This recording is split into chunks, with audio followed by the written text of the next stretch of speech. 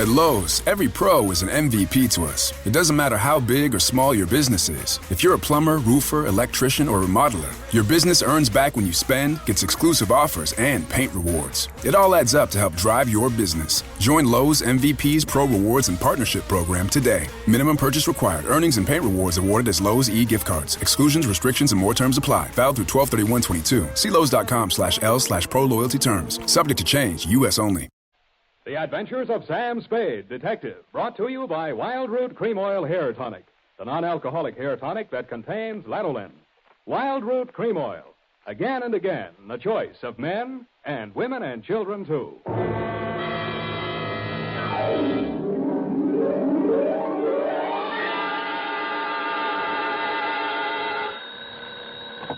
Sam Spade Detective Agency. Me, sweetheart. Sam, where have you been? I've been tasting the bitter with the sweet at Miss Wigginson's School for Girls, sort of a special course in homicidal apiculture. Apiculture? Mm-hmm.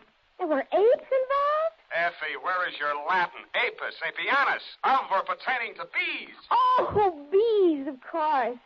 It was a bee caper? It was a beekeeper caper. Oh, that's funny, Sam. That's a honey. Effie, put these words down in your little book. Honey, sweetness, hives, combs, etc. Never mention them again. What? Keep things humming, sweetheart, and I'll be right down to drone my way through my report on the queen bee caper.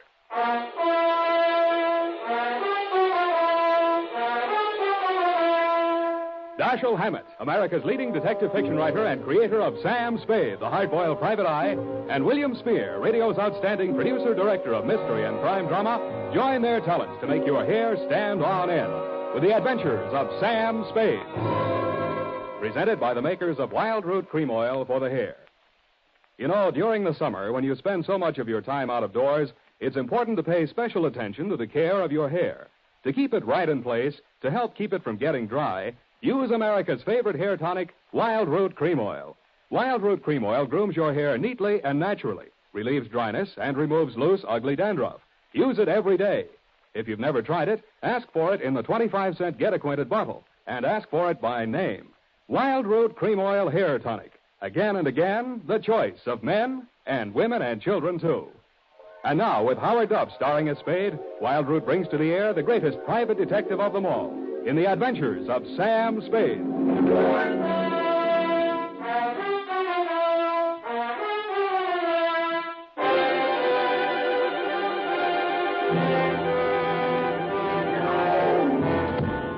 To be or not to be? Hum. Oh, hello, Sam. Hiya, Sam. How's tricks? Oh, Effie, really, this jargon, this patois. Don't you think it's about time we spoke like educated people? You know best, Sam. Every time I visit one of our institutions of learning, I find out something I didn't know. Oh, Sam, that's incredulous. Well, you just know everything. Yeah, I guess I do when you come right down to it. The bee, for instance. Bees are a genus of insects of the Hymenopterus order. The what? Hymenopterus. Living in society is composed of one queen, or perfect female, a few males, or drones, and an indefinite number of undeveloped females, or neuters, which are the workers. That's me, I suppose. A neuter. Well, that's for you to say. Of course. And you know what else about the bee? What, Sam? Confidentially, it stings. Date, July 10th, 1949, to Miss Elizabeth Cowley, Miss Wigginson's School for Girls, Seacliff Drive, San Francisco. I wonder about girls sometimes. And that's bad, Effie. Bad. Oh. From Samuel Spade, license number 137596. Subject, the Queen Bee Caper. Dear Miss Cowley. I was singing a medley of sorority drinking songs as I opened the wrought iron gate, walked up the garden path, past those cast iron deer, and presented myself at the big brass bell pull beside that massive paneled door that stands guard between the outside world and your sheltered inmate. A little housemaid wearing dimity let me in and led me to your office. I sat on your chintz-covered sofa and looked at your drapes with their thriving beehive motif and waited for you with my back half turned to the open door. Yeah, hello, how are you?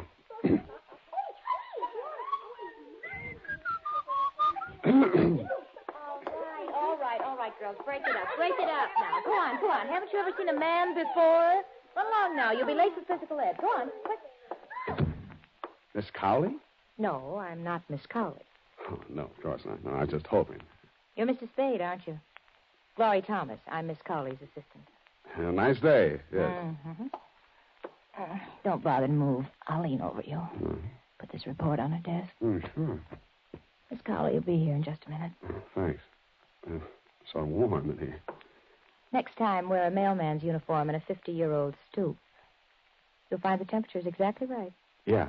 I mean, yes, ma'am. See that you do, then. Oh, Glory, there seems to have been a misplacement of some of the hockey. Would you check on it, please? Oh, surely. Nice to meet you, Mr. Spade. I'm Elizabeth Cowley. You may sit down. Yes, ma'am. Mr. Spade, I'll be painfully frank with you. A thief is at large in my school. Oh? Well, you probably have a good answer, but I'll ask it anyway. Why not call in the police? I have a good answer, Mr. Spade. My girls come from San Francisco's finest and wealthiest families. Mm-hmm. Miss Wigginson's has had an untarnished reputation for more than 3 generations. I'm sure. As headmistress, I must handle this matter with the utmost discretion. Mm-hmm. Frankly, I already know the thief. Are there any questions? Well, only one timid one. Who is it? I regret to say a faculty member is to blame. Glory Thomas. She was in here a minute or two ago. Oh, really? Well, why, Miss Thomas, you find any of the loot stashed away in her room? Well, no. No, not exactly. I haven't recovered any of the stolen articles, but I'm sure Glory's responsible. I'm certain she's the thief. You're just sure? I thought perhaps you might establish definite proof against Glory. You mean you want me to frame her? Oh, no, Mr. Spade. You misunderstand me. I don't think so, Miss Cowley. Oh, dear, I was afraid this would happen. I told Ursula, but then All right, I'll ask. Who's Ursula? Mr. Spade, I think I can trust you. It was Ursula who instructed me to call you. Ursula Cavanaugh. You know the name. The Ursula Cavanaugh inherited all the real estate, lives in Cavanaugh Towers penthouse, hasn't set foot out of there in 20 years? Yes. Mrs. Cavanaugh is our school's benefactress. She is, of course, on the board of trustees. She is, moreover, a dear personal friend. Oh, I see. Oh, yes. We were classmates together here many years ago. Ursula's quite unlike myself. Married well, though a widow now. Rather aggressive. Frankly, she wishes to have Glory Thomas discharged. But her connection with the dismissal must not be known. Now, I don't suppose I can ask you to take the assignment now. I'm a detective, Miss Cowley, not a frame-up artist.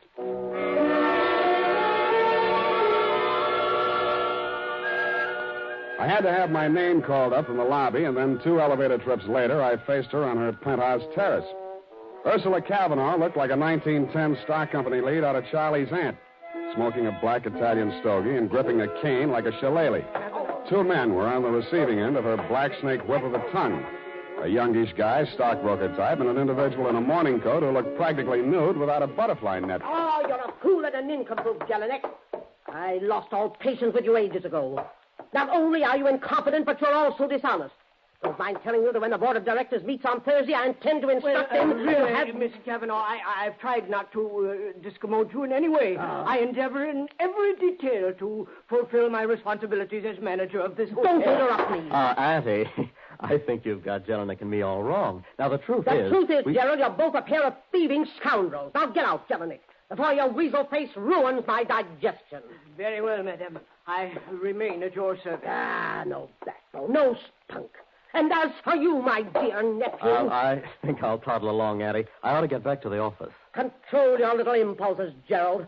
I admire a little larceny in any man, but not at my expense.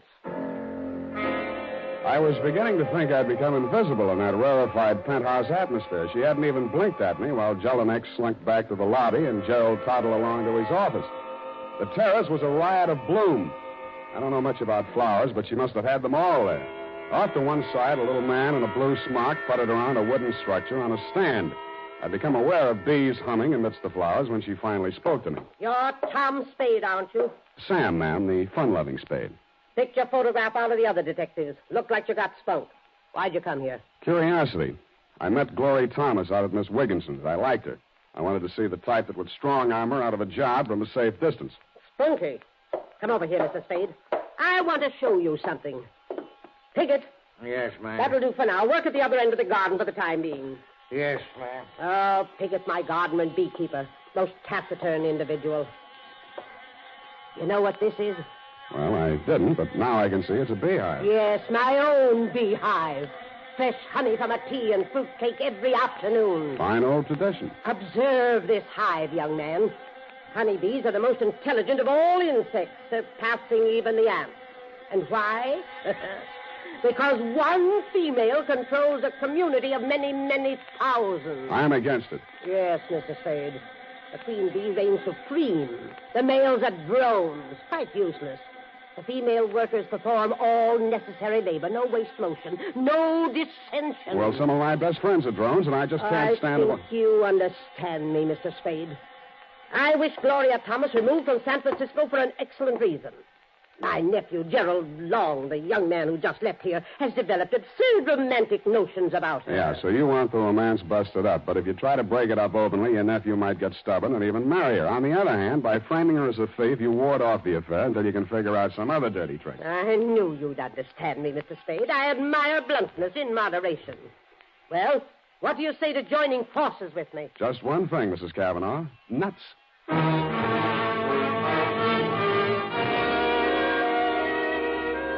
Next morning, I put through a call to Miss Wigginson's School for Girls.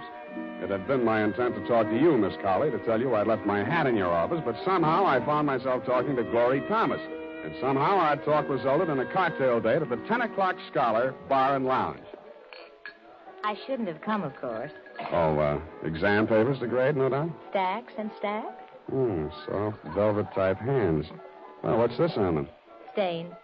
I teach our girls chemistry, among other things. How about me taking on a night school class for the other thing? You're crazy. You don't need any education. Well, I can always use a postgraduate course. You're really crazy, Sam. I needed this. We'll make a night of it. Maybe. Gerald won't object, huh? What's that mean? Who have you been talking to? That hateful old woman? Mrs. Cavanaugh wants to put the boots to you, Glory. She called me in to frame you. I could kill her. Oh, easy now, Glory. Don't talk to me. I thought I could take it. I thought I could be patient and wait while Jerry ironed everything out, but not now, though. I hate that selfish, domineering old woman. I hate her nephew, and I hate you. Well, that'll do to start with, honey. Now let's get down my list. I hate... Oh, let me go. I've had all I can take for one night. Wait a minute, Glory. Hey, you forgot your bag. Hey!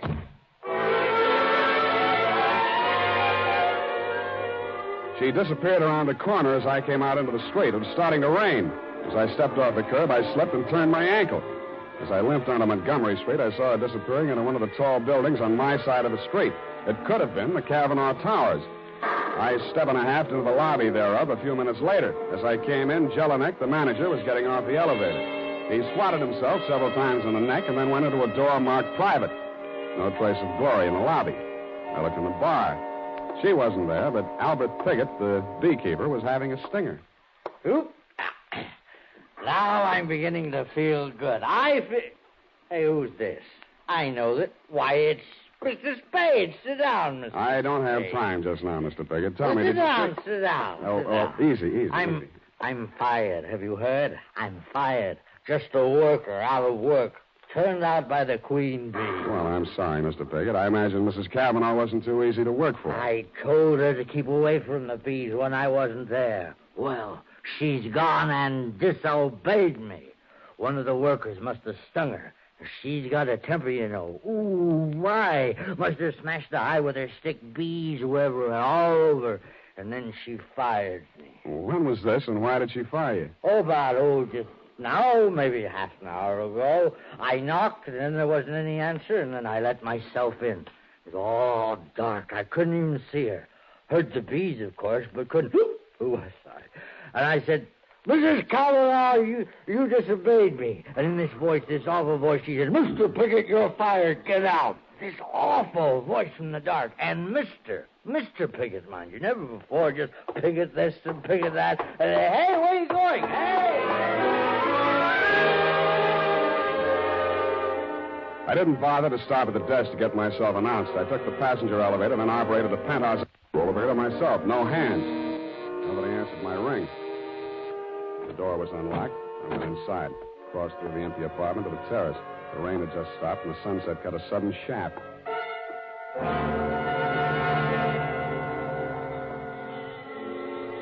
First I heard it, the humming of swarming bees. Then I saw the overturned beehive. Then I saw Ursula Cavanaugh sprawled back in her chair, her stick and Italian stogie on the floor, while the bees clustered greedily over the fruit cake and honey set out on the table. I wondered if those most intelligent of all insects had the answer to Shakespeare's question, "O death, where is thy sting?"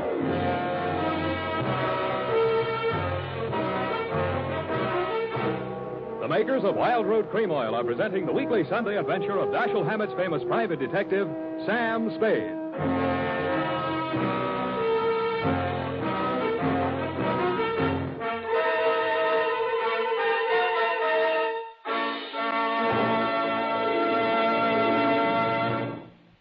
Now, here's important news on good grooming. If you want the well-groomed look that helps you get ahead, socially and on the job, listen. Recently, thousands of people from coast to coast who bought Wild Root Cream Oil for the first time were asked, how does Wild Root Cream Oil compare with the hair tonic you previously used? The results were amazing. Better than 4 out of 5 who replied said they preferred Wild Root Cream Oil. Remember, non-alcoholic Wild Root Cream Oil contains lanolin. It grooms the hair naturally, relieves dryness, and removes loose, ugly dandruff. So if you want your hair to be more attractive than ever before, get the generous new 25-cent size of Wild Root Cream Oil, America's leading hair tonic, on sale at all drug and toilet goods counters. It's also available in larger economy bottles and the handy new tube. By the way, smart girls use Wild Root Cream Oil, too, and mothers say it's grand for training children's hair. Get Wild Root Cream Oil. Again and again, the choice of men and women and children, too.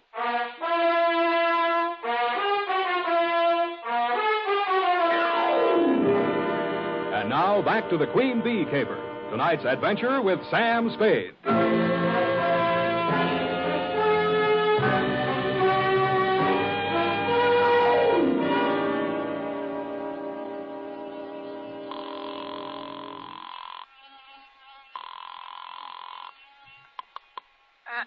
Miss Wigginson. Miss Cowley speaking. Sam Spade. Oh, yes. You shouldn't have gone to see Mrs. Cavanaugh. I didn't make any promises, ma'am. Ursula was quite upset by your visit. Called me after you left her. Quite angry about it, Mr. Spade. Oh? She wanted to see me today. Our weekly half-day holiday, you know. But I simply couldn't face her. I'm sorry if I I finally managed to doze off after everyone left for the afternoon. Have you called before? No, this is the first time. I'm at Mrs. Cavanaugh's place right now. Indeed. Does Ursula wish to talk to me? She can't. I beg your pardon? It might be a good idea if you'd come over here, Miss Cowley.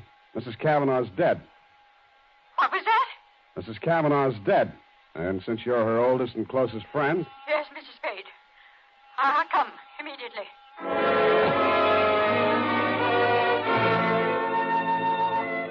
Well, you came on over, Miss Cowley, but meanwhile, nephew Gerald Long arrived, also Piggott, whom I called down at the bar, and who sobered up with remarkable rapidity on hearing the news. Gerald was shaken up by his great aunt's demise. We waited for the family doctor to arrive and watched Piggott entice the bees back into the hive. You turned up soon after and tried to soothe Gerald's nerves. The hotel manager, Jelinek, also flooded in. The doctor diagnosed cause of death as shock from formic acid, the secretion bees inject into the bloodstream with their stingers. We all stood around thinking our various thoughts as the doc voiced this verdict. Piggott was the one who voiced an epitaph. She really knew nothing about bees, you know. The queen bee was all important, she thought. But there's always a rebel in every hive. The queen bee is always deposed sooner or later.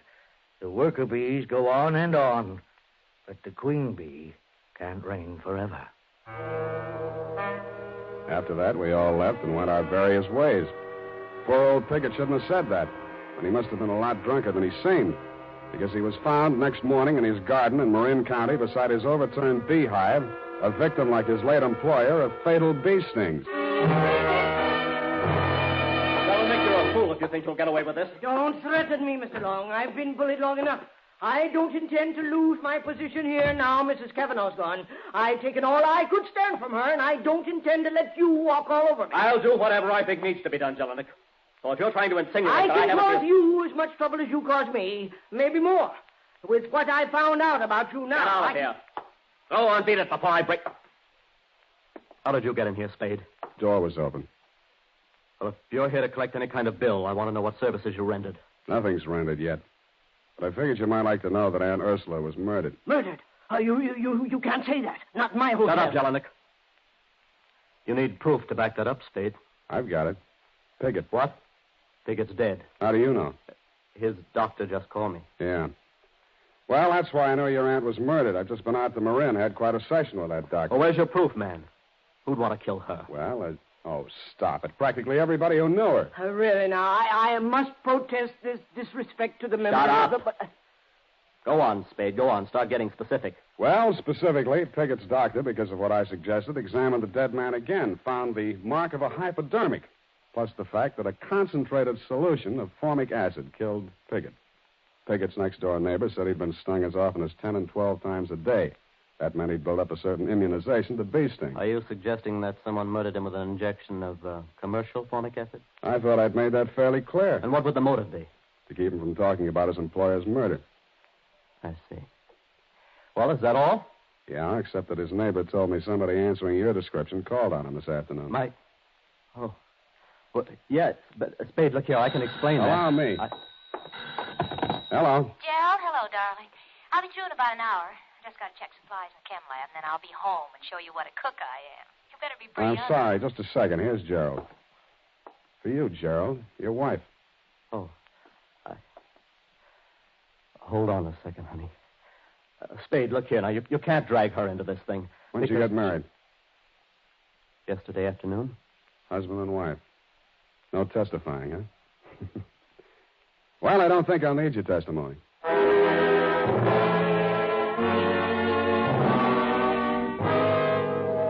Jelinek's face fell 4 inches into his ascot tie as he heard himself lose exclusive hush money rights to the above information. Pausing only to enjoy a hearty laugh at his discomfiture, I went on to my next and final port of call, Miss Wigginson's School for Girls. This time, there was no girlish tittering as I entered, Miss Colley. No dewy young Amazons clutching hockey sticks in their grubby little hands. For a very good reason, as you told me. My girls are dismissed for the day, Mr. Spade. Because of poor Ursula, of course. Really disrupts our routine. First our weekly half-day holiday yesterday, and now today. Yeah, I'd like to talk to Miss Thomas in the chemistry lab she is, I think. Very well. I'll take you to her. She knows nothing of our first meeting. I've talked to her. Oh, well, in here. Yes? Oh. What do you want? Thought we might talk. There's nothing to talk about. Well, we could talk about this hypodermic needle. Put that down. I'm using it for an experiment. Or, how about a formula, HCOOH or CH2O2? What? That's formic acid. Mm-hmm. Miss Colley, you said yesterday was a half-day holiday. Did Miss Thomas stay here in school? Why, no. She rarely does on Wednesday afternoon. That's why Mrs. Cavanaugh had a visitor, didn't she, Glory? Did she? After you ran away from me? All right. I did go up to see her. I was so mad about what you told me. I intended to hand in my resignation and give her a piece of my mind, and but she was dead when I got there. Oh, Glory. No. And I just got panic-stricken and ran. Yeah, murder's a pretty scary thing. Murder? What do you mean, Mr. Spade? Mrs. Cavanaugh died from a hypodose of formic acid. Somebody familiar with chemistry would use that method. Then that could mean... Mm-hmm. The acid could be made up in this lab. The hypodermic could be this one here. I didn't kill her. I didn't. You say you were scared. You were so scared you ran all the way to City Hall and married her nephew. So you found out? Jelinek found out first. He intended to squeal the old lady, but she was dead when he got back. He knew her will disinherited Gerald if he married without her auntie's approval while she was still alive. We married after she was dead. But that didn't matter. After I saw you, I told Jerry if he was any sort of man, he'd marry me, will or no will. He did. And yet this morning he drove over to Marin County to see old Piggott. You think he was trying to shield me? I tell you, she was dead when I got into that room. I don't know anything about Piggott. One moment. I believe I recall that Mr. Piggott said Ursula spoke to him when she discharged him. Glory, you must be mistaken about the time you entered that room. She couldn't have already been dead because... Yes, she could have and was. The killer was almost caught by Piggott. She hid behind the curtain in the dark and spoke to him. Miss Cavanaugh was already dead, but... I see. Mr. Piggott thought it was Ursula's voice, but it was yours, Glory. No, it was yours, Miss Colley. What? You committed both murders. You had access to the murder weapon. You had the half-day holiday to do it in. Mr. Spade. Even at that moment, the finishing school schoolmarm had to say Mr. Piggott. Well, I'm not sorry for it. Ursula misused her power shamefully. And now the Queen Bee's deposed again. You're brighter than most men, Mr. Spade. You, too, understood the significance of Mr. Piggott's remarks last night. Yeah, I could have been a little brighter, a little sooner. You helped give yourself away when you asked me if I'd called you earlier yesterday afternoon. Why, Sam? How could she? Well, Kavanaugh bullied her since childhood. Then you came on the staff, and your ability scared her. The Queen Bee being deposed and whatnot. When Kavanaugh wanted you framed, she saw a chance to get rid of both of you. She hoped her murder would look like an accident, but if it was recognized as murder, you'd be the logical suspect. Oh, you're much too clever, Mr. Spade. Let's get it over with. Yeah, let's. It's up to those drones at homicide from here on in.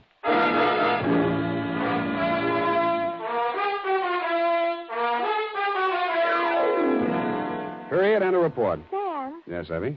how come Gerald went out to see Mr. Piggott? Well, Gerald didn't care about the will, but he didn't want to boot a fortune out the window either. Glory hadn't told him she'd seen his aunt, so he called on Piggott to find out when Piggott last saw Auntie alive. Go type that up. I am completely well, and when you return, we shall Indian wrestle. Certainly, Sam.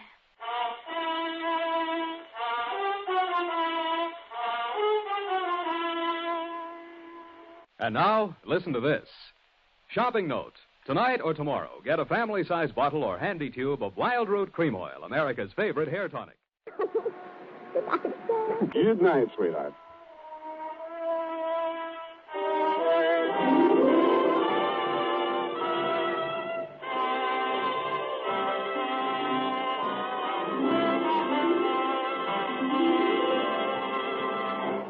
The Adventures of Sam Spade, Dashiell Hammett's famous private detective, are produced and directed by William Spier. Sam Spade is played by Howard Duff. Lurene Tuttle is Effie. The Adventures of Sam Spade are written for radio by Bob Tallman and Gil Dowd. Musical direction by Lud Gluskin, with score composed by Renee and Pierre Garrigang. Join us again next Sunday when author Dashiell Hammett and producer William Spier join forces for another adventure with Sam Spade. Brought to you transcribed by Wild Root Cream Oil. Again and again, the choice of men and women and children, too.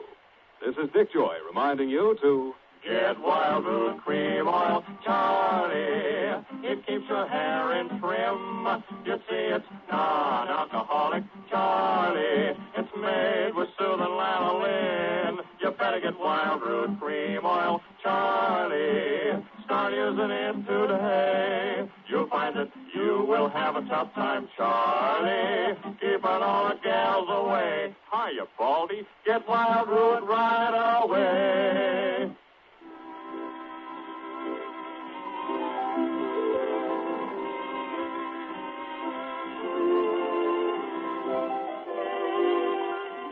This is CBS, the Columbia Broadcasting System.